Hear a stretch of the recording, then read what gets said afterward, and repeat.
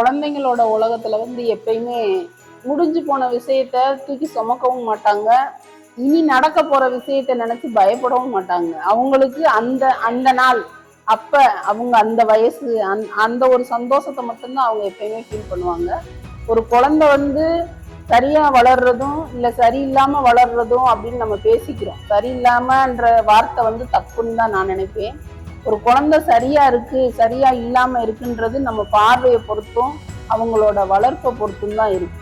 பேரண்ட்ஸும் இந்த சமுதாயமும் ஆசிரியர்களும் எல்லாருமே சேர்ந்துதான் அந்த குழந்தை எப்படி வளருதுன்றத தீர்மானிக்கிறது.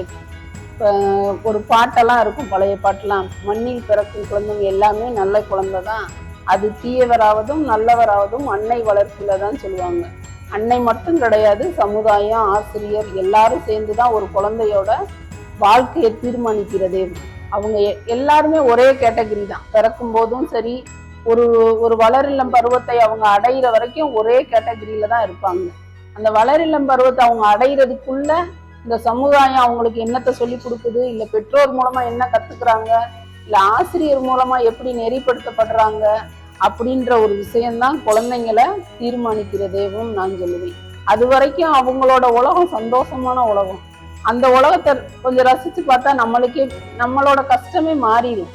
வீட்டுல இருக்கிற பேரண்ட்ஸும் சரி, இப்ப பிள்ளைங்களோட சந்தோஷத்தை கவனிச்சா அவங்க கண்டிப்பா சந்தோஷத்தை தேடி வெளியே போக மாட்டாங்க. அது பேசுற அழகும் சரி, அது யோசிக்கிற விதமும் சரி, அது கேள்வி கேட்கிற விதமும் சரி, நம்மளையே யோசிக்க வைக்கும். எப்படி இப்படி யோசிக்குது அப்படின்னு தோணும். நம்ம இந்த வயசுல என்ன பண்ணிட்டு இருந்தோம், நிறைய குழந்தைங்க பேசும்போது நான் யோசிச்சிருக்கேன். 3ஆம் வகுப்பு 4ஆம் வகுப்பு படிக்கிற பிள்ளைங்க எல்லாம் பாத்தீங்கன்னா எப்படி இந்த வயசுல எப்படி பேசுறாங்க.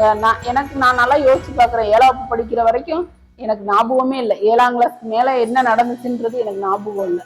ஆனா இப்ப இருக்கிற 3ஆம் வகுப்பு 4ஆம் வகுப்பு படிக்கிற பசங்க பிள்ளைங்க பேசுறது அவ்வளோ நான் ஏன் செய்யக்கூடாது அப்படின்னு அசால்ட்டா கேள்வி கேட்கிறாங்க.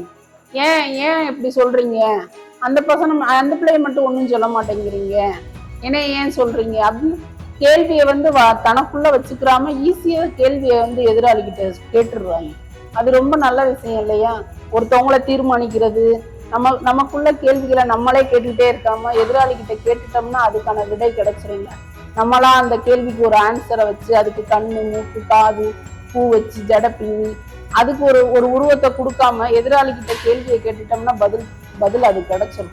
அந்த மாதிரி இந்த குழந்தைங்க வந்து அவங்களுக்குன்னு ஒரு உலகம், அது அவங்கள தனியா விட்டுட்டோம்னா அவங்களா நல்லா இருப்பாங்க.